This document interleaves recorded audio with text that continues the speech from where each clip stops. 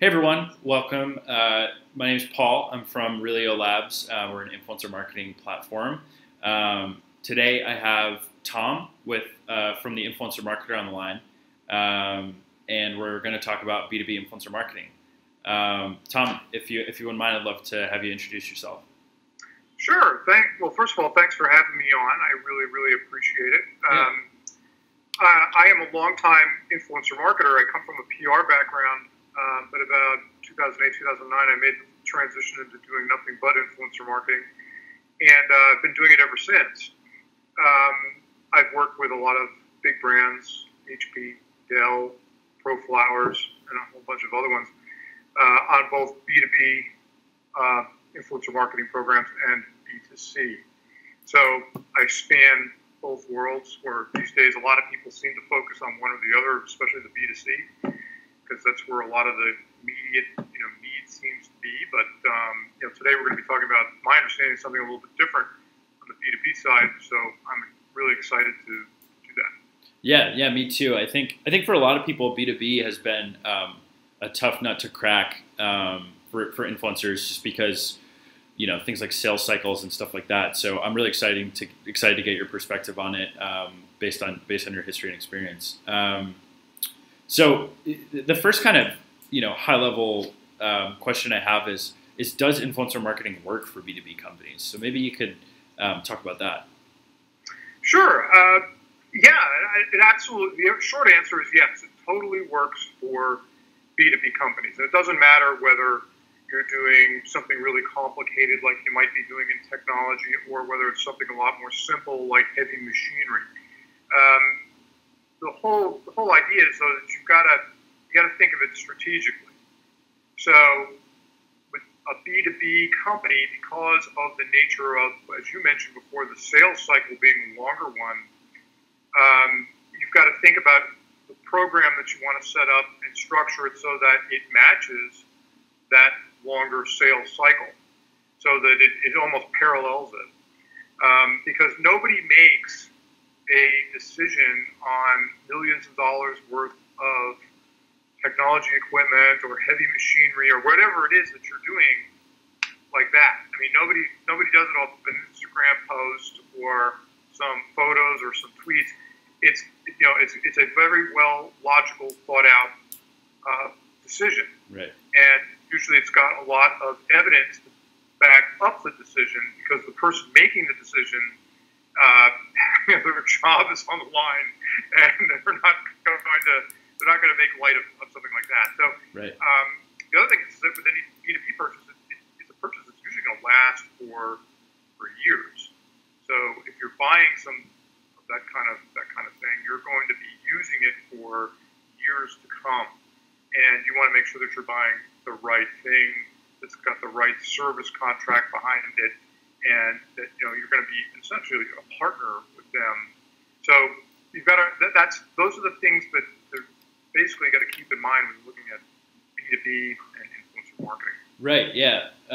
And so I think what's interesting about that is because B2B and B2C are so different, the types of influencers that you might approach or target or want to work with is different, right? So like an example I can think of is like a B2B company might be like HP, like you said, or it's a really sophisticated technology company, where it seems like, in my experience, an influencer who is more knowledgeable in some of like the deep-rooted technology or whatever it is about that company can be better. In cases with B2C, sometimes having the right target audience and the right feel is enough for an e-commerce product or something like that. Would love to get your thoughts on that, as well as other differences between influencers. Sure. Well, I mean, the basic thing is the basic concept is the same, whether you're doing B2B or you're doing B2C. You've got to find influencers that are congruent and relevant to your brand, your product, your service, whatever it is. So the same is true there. Sure. The difference is that on the consumer side, the influencer doesn't necessarily need to be an expert in let's say they're reviewing gadgets. You know, a gadget like a cell phone, you know, a laptop computer or something like that, a tablet, PC, something. That's pretty easy to do. I mean, you don't have to be going to deep tech to be able to review something like that and do it intelligently. Right. On the B2B side, it's a different story. If we're talking about Superdome computers, things that go into warehouses. We're talking about, you know, even things like excavators, heavy equipment, things like that. You've got to know what you're talking about. You've got to know how they're used. You've got to know what the maintenance rates are on those things. You've got to know service contracts, what they look like. You've got to know, you know, how long can you expect? What's the life of the product, the wear and tear on it, and there's a lot of different things to know there. So again, if you're picking influencers for your B2B, you've got to make sure that they're relevant, that they're congruent, and oftentimes they don't have the same kind of appeal that consumer influencers do. Consumer influencers tend to be much more flashy. You know, they've got Instagram accounts, they've got nice-looking blogs, they've got, you know, it's filled with attractive pictures. Where on the B2B side, you're going to get much more people that go in depth into whatever it is that they're talking about, and they're going to probably be two types. They're going to be video types, and they're going to be long form written content, so in the form of blog posts. In my experience, many of the B2B influencers are consultants. They might even be analysts. They're former journalists. Now they're out on their own doing consulting work, and they write white papers and things like that. So they're much more in depth, and they dive deep into whatever it is that they're an expert in. Right, and thus their content reflects on that, right? Like they're writing long form blog articles and stuff like that. Exactly. So for the B2B work that I've done is if you would look at some of these influencers from an outsider's perspective, you might say, well, there's nothing really special there. I mean, yeah, the gal writes in-depth content, but the blog isn't that attractive. Right. You know, maybe they don't have a big following on some of the social platforms like Twitter, maybe Instagram. They might even be present. But again, it's congruence, it's relevancy, and it's expertise. That's what you're looking for. You're looking for people that that know what they're talking about, and that can help you as the B2B, that can help you tell the story in such a way that you're not doing it, or that others are not doing it, meaning journalists or even industry analysts or something like that. So you're looking for people that have a direct connection to your target customer, and you want to get in front of them. So these influencers can be a great entree in doing that. And again, the key is congruence and relevance, but on top of that, it's not going to be what my colleague and I, Philip Brown, in the UK, calls smash and grab tactics. So it's not just doing some Instagram shout outs, boom, drive some traffic, get some conversions, and you're good. On the B2B side, it's a much longer cycle, and it's really predicated on the willingness to build relationships with those people. That makes total sense to me. And so I think you sort of alluded to that, like some of the big hurdles for B2B brands of working with influencers. Maybe not as much sizzle in the content, right? Long form blog articles. It might be hard. Sometimes with blogs, it's hard to demonstrate like just how influential those blogs are and things like that. Maybe you could, either reiterate or allude more to in a little more depth on some of those huge hurdles for B2B brands when they're looking for influencers and trying to find the right one. Yeah. Okay. So one of the again, let's go back to the beginning again. You're going to look for congruency and relevancy. So those are the top line things you're looking for. Yeah. Then you'll start to look at things like reach, how big of an audience they have. But B2Bs have something else to consider, and that is the influencer already tied to a competitor somehow?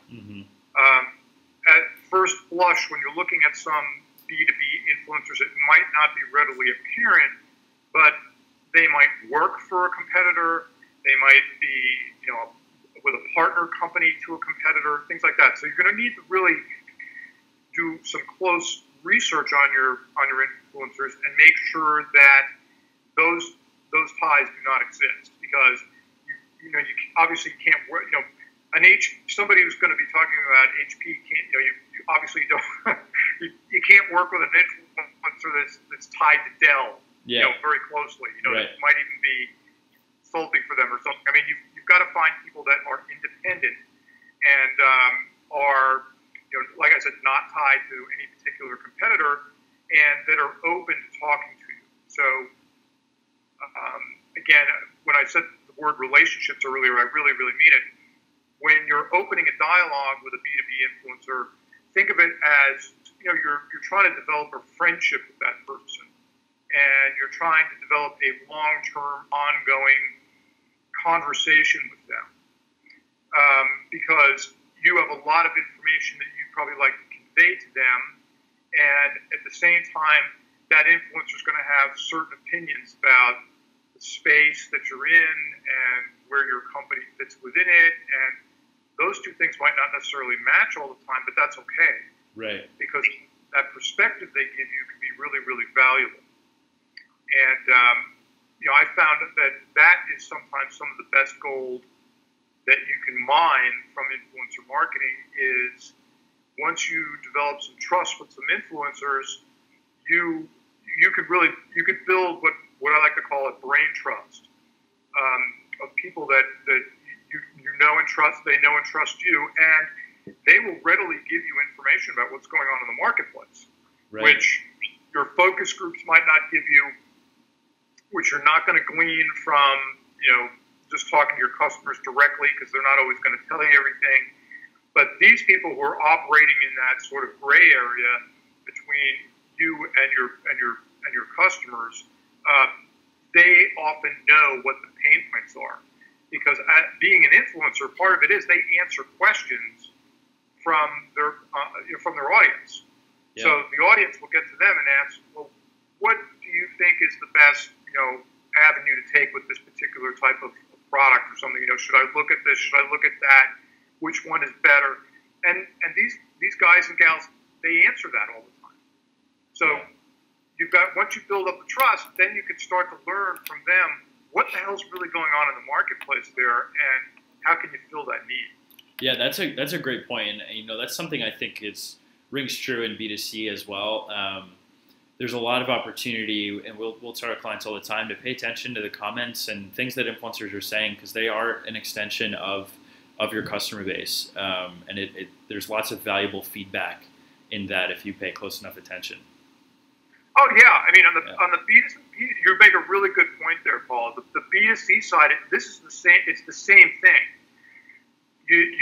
But if you look at influencer marketing from a strategic perspective, you're trying to build relationships with people that are going to last for months, years, hopefully, and you'll be able to work with these people on an ongoing basis. Yep. And the insights that they have from the marketplace are going to be different than, in many cases from what you're hearing otherwise. So that can be very, very valuable information. So that whole idea of a brain trust and relationships, that's not exclusive to B2B. Sure. You could do that on B2C too, and every firm, every brand should be looking at doing that. Yeah, absolutely.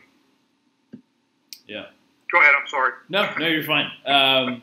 So what are some good examples, or maybe you could tell some of your own of B2B brands that have done really well in influencer marketing, and maybe kind of break down what the process was like and what kind of relationships they worked out with influencers. Sure.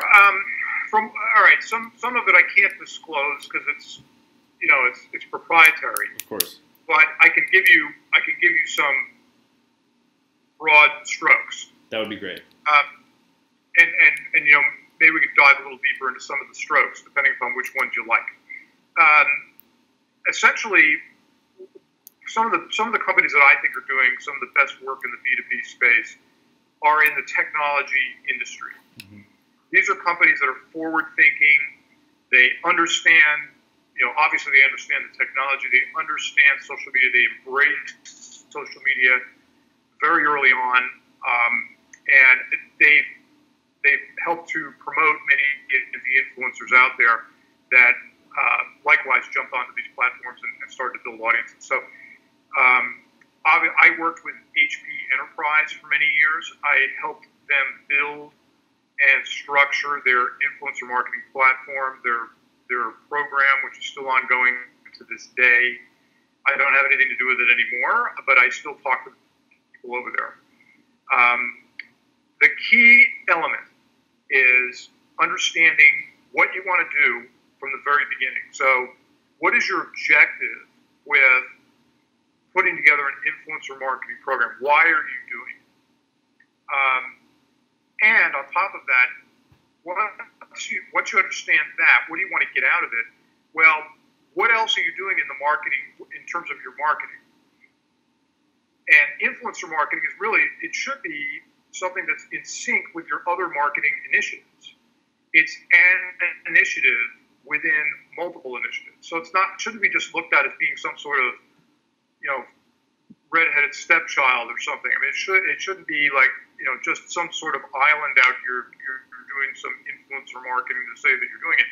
Right. It should be integrated into the rest of your marketing, because the content that gets generated as a result of the work you do with the influencers and the feedback and insights you get from the influencers, you can use in the other aspects that you're doing throughout your other marketing programs. So that's really the way you want to look at it. You want to look at it as a long-term, if you want to do it for at least a year, as an initiative, and then you can reevaluate and see where you are at the end of those 12 months. But it should be something that's holistic to the rest of your initiatives. Other companies that are doing great work there, like Cisco, has done excellent work with influencers for years. Actually, when I was with HP Enterprise, HP Enterprise at the time was doing a lot in the technology marketing area, networking area, and Cisco owns that space. Mm-hmm. So one of the things that we tried to do, and we did it pretty successfully, it was just a slow process, was since Cisco's like Apple, right, on the consumer side. Sure. Apple's got tons and tons of fanboys and fangirls, and they just love the product and they don't want to hear about anything else, right? Yeah. Well, Cisco in the networking space is pretty similar in a lot of regards, or at least it was. And we were trying to figure out, well, how do you crack that nut? And the best way that we found to do it was to you really have to find influencers, and they might be even on the smaller reach scale than some of the other ones you might be working with. But you find that they're independent, that they're willing to talk to other companies and bring them into the fold slowly by educating them and giving them information and access to your staff and executives inside the company. So now they're getting access inside of a company that they wouldn't have normally gotten access to. And on top of that, as you build that relationship, you're helping them build a larger audience, because the audience will notice, hey, Joe over here is now talking to this company. He gets invited to some of these events and stuff. Wow. Joe a little bit more and talk about, well, Joe, you should follow Joe too. So the audience grows. So you can play a little bit of a kingmaker in that regard. And when I was still working with HP, one of the things that we were doing is as we were building relationships with influencers, other competitors started actually hiring the influencers away and bringing them on staff because they didn't want them working with HP. So interesting. So clever move. That was kind of an interesting dilemma too. So we kind of joked around internally. We're like, hey, HP's a kingmaker now. Boom, influencer over here gets noticed. 6 months later, they're hired on by Dell. Yeah. Whoever. That's funny. That's really clever. So so B2B is B2B, right? It's a long sales cycle. It's a sales cycle that requires lots of effort, and it requires a lot of grooming, if you want to say that, of the relationship and whatnot. And influencers are really no different. Some of them like startups more than they like established companies. Some like established companies more than they like startups. It's just a matter of going out and finding them and really evaluating them. And that's where having an agency or a consultant really can help. Because internally, I know that a lot of the staffs internally, they don't have the time to go out and really look at lists of influencers and check out every blog and YouTube channel and, does the influencer have a relationship with a competitor or not? Sometimes it's not readily apparent. You've got to really kind of dig deep. But that's where working with a real EO or a consultant like me can help, because we can do a lot of that lifting for you, and we can do a lot of that fact-checking and research to make sure that the influencers are appropriate. Yeah, right? Absolutely. So, it's taking it beyond, I always say influencer marketing is a person-to-person business, regardless of however much of the process you will be able to automate in the future. And automation is happening at a good rate. But at the end of the day, it'll always be person-to-person. But the things that you were talking about are perfect examples of things that can be automated or you can have background experience in, that can help alleviate a lot of the early steps of the process before you start deepening communications, giving access to specific technology or producing the content. So I totally agree. And it's funny because we're talking about B2B as a topic today, but there are so many parallels with B2B and B2C. Like everything you talked about completely applies to B2C in the same way.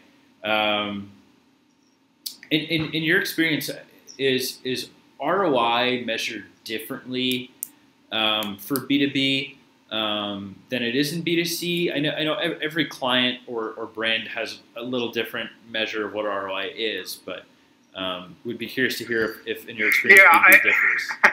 I think that to your point about automation and better tools, I think as we get better and better as just building some of these things and implementing them, we'll be able to track what really is working and what's not working. Mm-hmm. Like 2 or 3 years from now, it might be a completely different game, right? With all the tools coming out and all the different automation things and bots and whatever else that can help with all of this, I think that it's only going to improve. But to your point, to your question, is the ROI different? Well, by nature, it has to be different because, like I said, if you're somebody that's interested in influencer marketing, and let's say you're just an entrepreneur, an online entrepreneur, and you're promoting some affiliate product or something, all you really need to do is go to Instagram,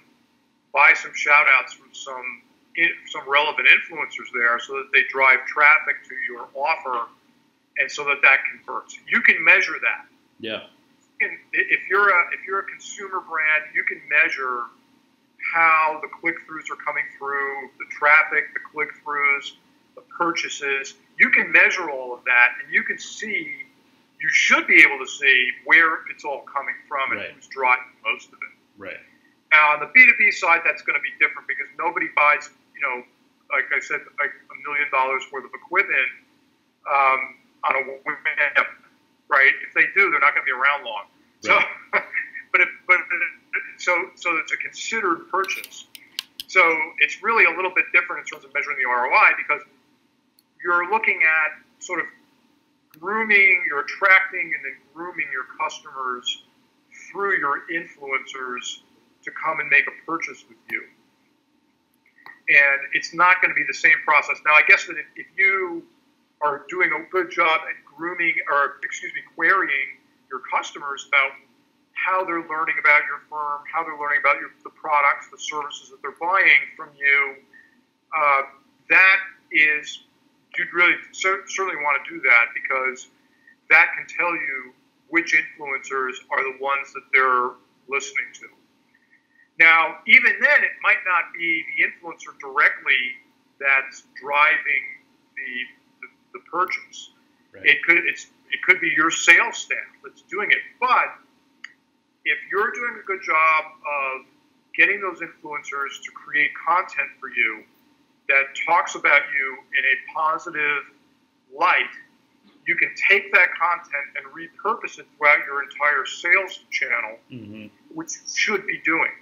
So, if somebody's looking at making a purchase with you and they're on your website or your sales funnels, whatever step, and you've got third-party quotes from some of these influencers sprinkled in there, I mean, that's only going to help you, because that's social proof.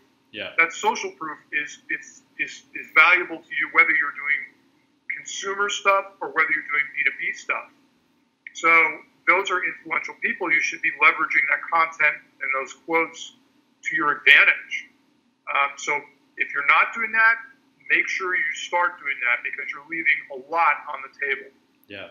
And that, to me, is probably one of the biggest challenges with working with a B2B, is that they'll work frantically to get all this content generated. Then they'll develop all these, they'll develop a nice presentation deck, and they'll give it to the executives and say, look, we have got all this content we generated, all this great stuff's being said about our company, and then it dies, and then it just sits there in that deck. Right. And it's not being leveraged. I mean, you should be taking that content and asking permission of those influencers to repurpose some of it on your website. Yeah. You should be looking back to those people so that you're giving them some SEO juice too. Yeah. And there should be a real quid pro quo. There should be influencer marketing is a two-way street. Yep. There's got to be a value exchange. Yep. The way it's going now is that, and you've seen this too, Paul. I mean, it's a lot more pay for play now. Yeah. So, when I was doing this even 5-6 years ago in the technology space, we did not pay influencers to generate content for us. What we did was we would invite them to events, whether it was a small internal event special to just them, or whether it was a large industry event. We invited them to come and participate in the event, and of course, cover the client, right? But they could also cover the rest of the event too, and do all those good things, because there's lots of stuff to see there. But you want to make sure that you're bringing those people into your fold, and that once they develop the content for you, no, we're not paying them, but we were flying them in, and we were giving them, they were putting them up at a hotel and giving them some meals. So in a sense, they were being compensated, but they were not being paid directly. Right. To produce content, and we didn't even know sometimes how many blog posts they were going to produce. I mean, we had a general understanding. These days, I would say if you're going to do that, you want to have a bit more of a contract put in place so that the influencer understands what you're asking of them and what what's expected of them from you. And, so if you're going to compensate them directly, well, you should know I'm getting 3 blog posts out of this, I'm getting, X amount of tweets, I'm getting something else, and make sure it's all above board, that the influencer's saying that it was all sponsored content, because, otherwise you're going to run afoul of the FTC, and nobody wants that. Nobody wants that, no. That makes perfect sense, and, it's really interesting to see how, the minute differences between B2B and B2C are really just in the nature of the business as it is, and how, and what I mean by that is like longer sales cycles, or inviting to keynotes or events. Like it's really just a complement and an extension of what you already do, which is something that you pointed to earlier.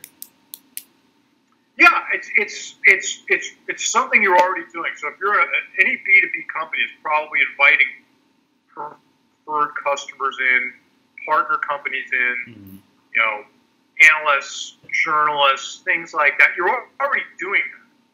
So with influencers, it's just an extension of all of that. It's just that they operate a little bit differently. Yeah.